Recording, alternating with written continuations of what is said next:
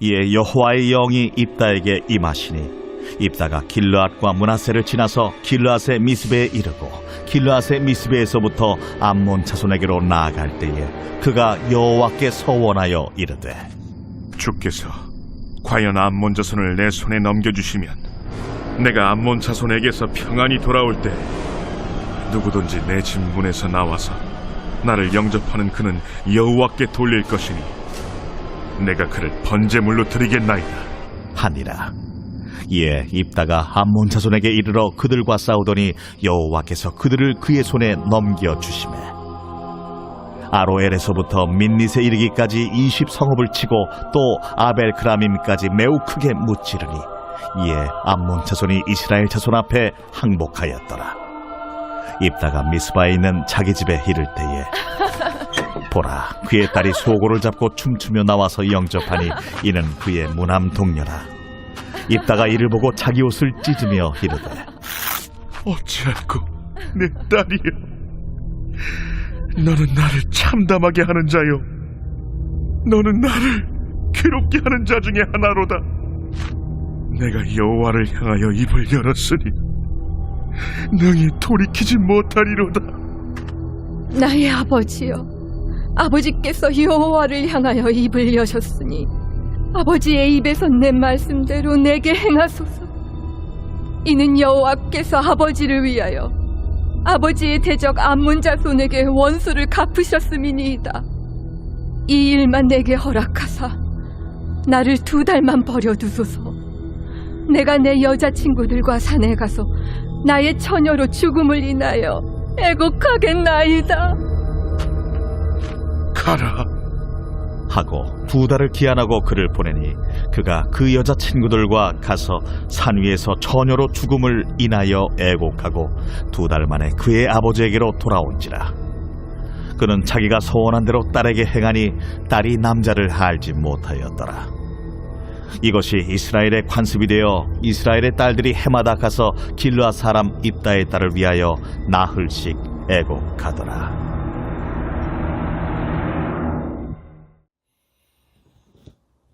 수요일 아침 변함없이 말씀 묵상의 자리에 올라오신 사랑하는 교우 여러분, 주님의 이름으로 여러분들의 삶을 응원하며 축복합니다. 암몬 사람들과 이스라엘 백성 간의 전쟁은 불가피한 일이었습니다. 전쟁을 준비하려고 할 때 여호와의 영이 입다에게 임하셨습니다. 비록 길르앗 사람들에게 의해 통치자로 추대되었고 불량배와 어울리던 사람이었지만 하나님께서는 그를 사용하십니다. 사사기에 하나님의 영은 주로 전쟁에 승리할 수 있는 능력을 주시기 위해 임하십니다. 하나님의 영이 임했다고 해서 그들이 실수하지 않거나 인간적인 약점이 없어진 것은 아닙니다. 온니엘, 기드온, 입다, 삼손 등이 여호와의 영이 임한 대표적인 사람들이죠. 온니엘 외에는 모두 결함을 지닌 사사들입니다. 입다는 여호와의 영이 내리신 후에 길르앗과 므낫세 지역을 돌아보고 다시 길르앗의 미스바로 돌아옵니다. 그가 이렇게 순회한 것은 싸움에 나갈 군인들을 모병하기 위해서였을 것입니다. 군사를 모집한 입다는 군인들을 이끌고 암몬 사람들이 있는 쪽으로 싸우기 위해 나아갑니다. 이때 입다는 주님 앞에 무지함과 이방적 사고에서 비롯된 잘못된 서원을 합니다. 입다는 자신이 암몬 사람들과의 싸움에서 승리하고 돌아올 때 자기 집에서 가장 먼저 나오는 사람을 번제물로 드리겠다고 서원하죠. 번제물은 죽여서 완전히 태워드리는 제사입니다. 입다가 왜 이런 서원을 하게 되었을까요? 이는 분명히 그가 성장한 암몬, 모압 사람들의 몰렉과 그모스 우상 숭배의 모습을 보았기 때문일 것입니다. 성경은 인신 제사를 철저히 금지하고 있습니다. 그가 하나님의 말씀을 바로 알았더라면 결코 이런 무모한 서원을 하지 않았을 것입니다.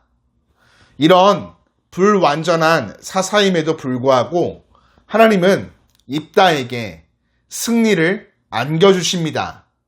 그는 아로엘에서 민니까지 20성읍을 쳐부수었고 아벨 그라밈까지 크게 무찔러 암몬 사람들은 이스라엘 사람들에게 항복하고 말죠. 입다가 승리하고 미스바에 있는 자기 집으로 돌아오니 제일 먼저 속옷치고 춤추며 맞이한 사람은 자신의 무남 동녀 딸이었습니다. 그는 딸을 보는 순간 옷을 찢으며 부르짖습니다. 어찌할꼬 내 딸이여. 너는 나를 참담하게 하는 자요. 너는 나를 괴롭게 하는 자 중에 하나로다. 내가 여호와를 향하여 입을 열었으니 능히 돌이키지 못하리로다. 딸은 아버지에게 서원하셨으니 서원대로 하시라 말씀드립니다. 단지 아버지께 2달의 말미를 얻어 자신이 처녀로 죽는 것을 애곡하고 오겠다 전하죠. 고대 근동 문화에서는 자식이 없이 죽는 것을 큰 수치로 여겼습니다. 그는 2달 후에 번제물로 드려지고 이스라엘 여자들은 해마다 산으로 들어가 4일간 입다의 딸을 위해 애도하는 관습을 갖게 됩니다. 정말 안타까운 점은 잘못된 서원을 교정해 줄 제사장이나 율법 교사가 없었다는 점이죠. 입다는 자기 소견에 보기 좋은 대로 행하여 자신의 딸을 무고히 죽이게 됩니다. 사랑하는 교우 여러분, 입다의 이야기는 단순한 과거의 비극이 아닌 오늘을 살아가는 우리 신앙생활에도 깊은 울림을 주는 이야기입니다. 우리는 말씀 앞에서 무엇을 돌아보며 어떻게 살아가야 할까요? 먼저 신앙의 열심보다 말씀에 깊이 뿌리를 내린 분별력을 갖추어야 하겠습니다. 입다는 여호와의 영을 받은 사람이었습니다. 그러나 그는 하나님의 뜻과 율법을 온전히 알지 못한 채 하나님을 감동시키기 위해 자의적으로 헌신을 서원합니다. 우리도 신앙의 열심과 헌신을 자랑할 수 있지만 그것이 말씀의 분별 없이 이루어질 때 누군가를 해치고 공동체를 병들게 할 수 있습니다. 말씀에 깊이 뿌리를 내린 분별력 있는 건강한 신앙을 우리 모두가 소유해야 하겠습니다. 더불어 하나님의 뜻은 사람의 희생이 아닌 긍휼과 순종임을 깨달아야 하겠습니다. 입다는 자신의 딸을 통해 서원을 지키는 것이 하나님께 대한 충성이자 경건함이라고 여겼지만 하나님은 결코 사람의 생명을 제물로 받으시는 분이 아니십니다. 하나님의 뜻과 율법을 온전히 알지 못한 채 이방적인 사고방식으로 자신의 습관과 감정을 따라 행동하는 것은 순종이 결코 아닙니다.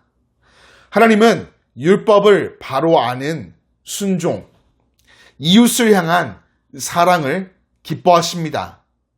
이를 깨닫고 삶에서 우리 모두가 온전히 살아내야 하겠습니다. 끝으로 공동체는 누군가의 실수를 멈추게 할 책임을 지고 있음을 인지해야 하겠습니다. 입다의 곁에서 말씀을 가르쳐 줄 제사장이나 율법 교사가 있었다면, 혹은 백성 가운데 누군가가 그의 잘못된 서원을 막았다면 그의 딸은 살 수 있었을 것입니다. 신앙은 개인의 몫이지만 잘못된 길을 가는 형제와 자매를 말리지 않는 공동체도 책임에서 자유로울 수 없습니다. 나 한 명 잘 믿는 것으로 끝나는 것이 아니라 공동체 전체가 말씀 안에서 깨어있도록 돕는 역할을 감당해야 한다는 것이죠. 사랑하는 기리회 교회 교우 여러분, 새롭게 시작된 오늘 말씀 묵상을 통해 하나님의 바른 뜻을 깨닫고 말씀에 깊이 뿌리내려 바른 분별력을 기초한 건강한 신앙생활을 영위하며 나뿐만이 아니라 함께 신앙의 길을 걸어가고 있는 여러 지체들을 돌아보고 격려하며 도와주는 멋진 성도가 되기를 주님의 이름으로 축복합니다. 사랑하는 하나님 아버지, 오늘도 주님의 은혜로 복된 하루를 시작하게 하심에 감사를 드립니다. 베풀어 주신 말씀을 묵상하며 다시금 나를 겸손히 돌아봅니다. 주님의 영이 나와 함께 하심에도 때때로 무지하고 감정에 휘둘려 내 뜻과 열심과 감정으로 앞서가며 행동하는 연약하고 부족한 존재였음을 고백합니다. 자비와 긍휼함의 은혜를 나에게 베풀어 주사 말씀에 뿌리 내린 바른 분별력을 소유하며 걸음 주님의 말씀 위에 있으며 이웃과 공동체를 사랑하고 생명을 살리는 삶 살아가는 하나님 자녀 되게 하여 주옵소서. 오늘 하루도 삶의 모든 순간이 주님과 함께함으로 기쁨을 누리는 최고의 날 되게 하여 주옵소서. 예수님의 이름으로 기도드립니다. 아멘.